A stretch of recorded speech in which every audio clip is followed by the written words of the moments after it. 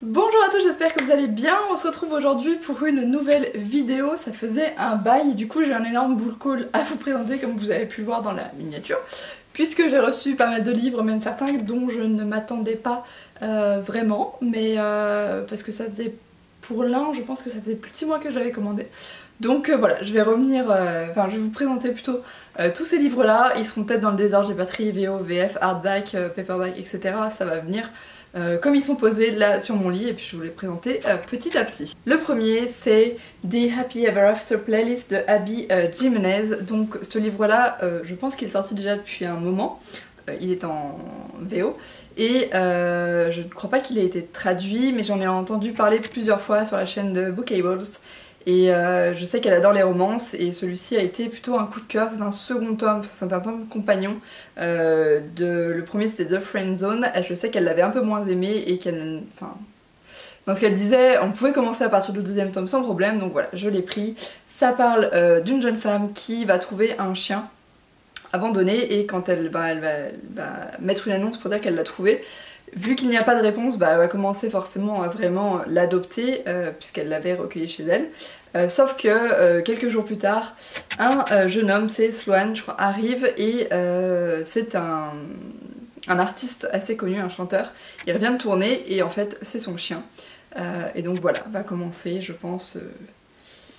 Les deux personnages vont se fréquenter, sûrement un petit peu batailler sur à qui appartient ce chien là, puisqu'il semble l'avoir quand même un petit peu abandonné pendant plusieurs jours. On continue avec From Blood and Ash de Jennifer L. Armentrout, qui est une petite brique. Cette fois on est sur de la fantasy YA, non adulte, ou YA, aucune idée, je me souviens plus. Et ça faisait un petit moment que les derniers livres de Jennifer Armentrout que j'avais lus m'avaient peu plu. À chaque fois, voilà, il y avait un petit quelque chose qui faisait que j'étais un petit peu moins dedans. Et je regrettais de ne plus apprécier autant les romans de cette autrice. J'ai entendu sur ce livre-là énormément de bons échos. C'est un premier tome, le deuxième devrait sortir en septembre. Et donc voilà, ça m'a donné forcément envie de me plonger dedans. La couverture est aussi très jolie, ça change. Voilà, de ce qu'on peut trouver. Puis il est en paperback, je suis même pas sûre qu'il soit sorti en hardback celui-ci.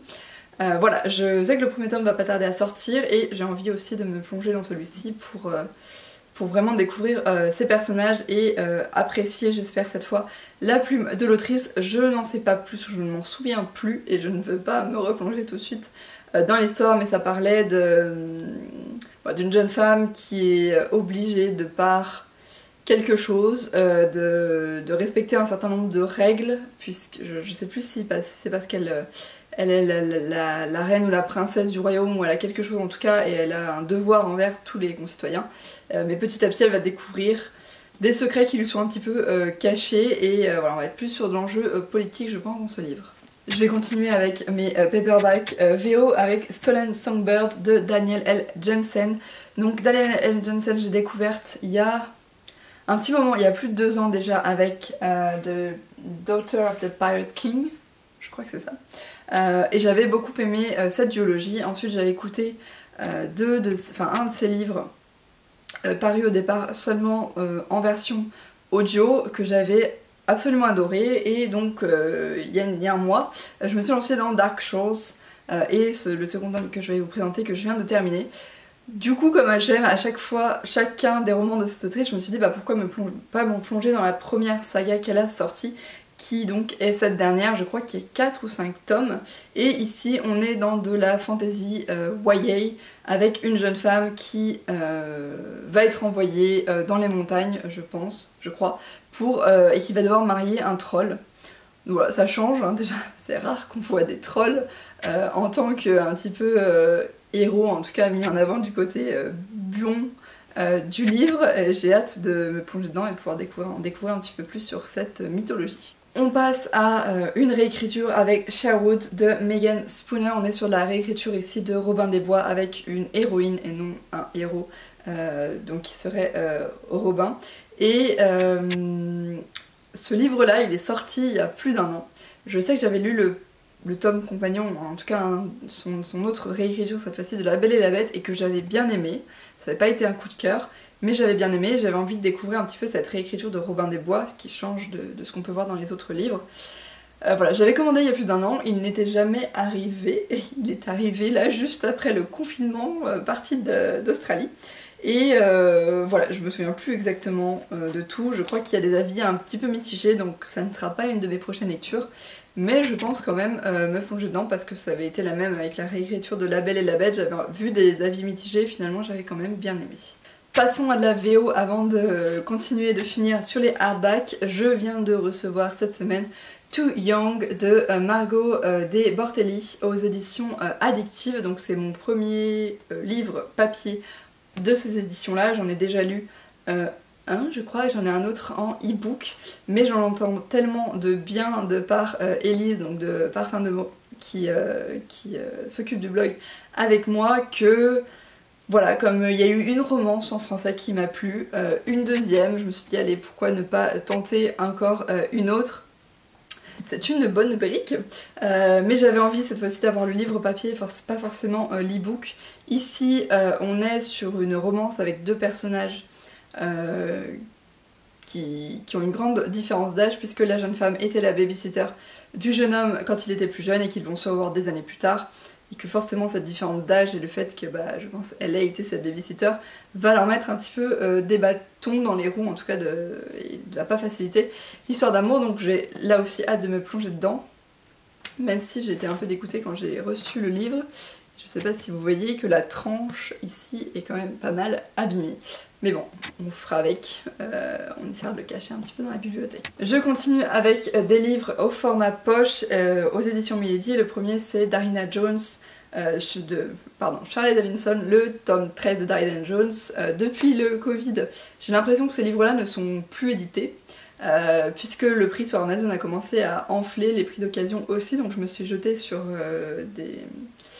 sur Rakuten, sur ceux qui le vendaient, donc j'avais commandé aussi le tome 10, 11, 12 qui me manque avant d'arriver le tome 13.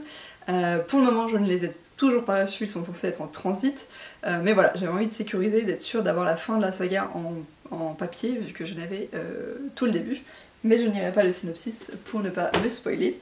Et la deuxième saga que j'ai pris, parce qu'en été j'aime beaucoup lire ce format de livre là, et un petit peu plus chic-lit.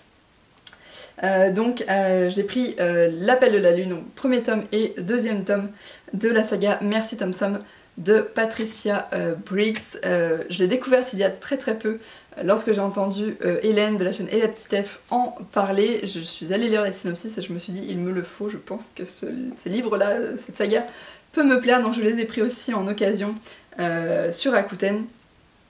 Et en fait ça suit une meute, et en particulier une jeune femme qui peut se transformer en loup, et donc une meute, je pense, de ce genre de personnage. Je n'en sais pas plus, en tout cas je m'en souviens plus, vous savez j'oublie très rapidement tout ce que je lis, tout ce que je n'ai pas lu, mais tous les résumés en tout cas que j'ai lus, mais je pense que ça me plaira, donc c'est pareil, je pense que le premier tome sera lu d'ici peu. On termine avec les hardbacks avec Dark Skies de Daniel L. Jensen, donc je vous en parlais un petit peu plus tôt. Le deuxième tome dans sa saga Dark Shores. On suit de nouveaux personnages dans le même univers et on sent que forcément les histoires sont un petit peu entremêlées, et je pense que dans les prochains tomes, il y a un moment ils vont tous se rencontrer. Je viens de le terminer et j'ai adoré, je trouve que ça continue vraiment très bien cette saga. Au départ j'avais peur de ne pas aimer parce que c'était pas les mêmes personnages et que j'avais un sentiment de quelque chose de pas fini dans le premier, mais j'ai aussi beaucoup aimé ce livre là et ces personnages là. Je vous en dirai pas plus parce que là je suis en train de vous faire en fait un update lecture et que ce n'est pas le but de cette vidéo, donc je vous en reparle très rapidement dans un update lecture. Ensuite je vais vous parler de mes deux dernières réceptions des box Fairyloot, et le premier c'est Girl Serpents Thorns de Melissa Barchadoust, si je le prononce bien. Donc, pardon, cette édition absolument magnifique. Hop, ici. Donc ça parle, si je me souviens bien, on est dans la fantasy YA, et une jeune femme, la princesse, qui en fait a un pouvoir que elle et sa famille ont essayé de cacher au peuple, mais qui fait que dès qu'elle touche quelqu'un, je pense qu'elle l'empoisonne. Et elle va essayer de partir à la découverte de pourquoi cet étrange pouvoir qui fait qu'elle est obligée de vivre isolée de tous, et va découvrir des choses. Je crois qu'on est ici sur un stand-alone et j'ai vraiment hâte de me plonger dedans parce qu'en plus on est sur une histoire inspirée un petit peu du Moyen-Orient et je trouve ce thème absolument parfait pour cette époque de l'année. Et on termine non pas avec un non pas des moindres, ça veut rien dire ce que j'ai dit. On termine avec Incendiary de Zoraida Cordova, donc là aussi une réception de Fairyloot, donc avec la tranche, hop, et l'illustration à l'intérieur. Ici encore de la fantasy YA, avec je crois une jeune femme qui essaie de reconquérir son royaume. Elle a des étranges pouvoirs qui lui permettent un petit peu de comprendre ou de vivre les rêves des autres. On est je crois sur une histoire aussi assez inspirée de l'Espagne, parce que j'ai retrouvé pas mal de mots inspirés de l'espagnol dans le résumé.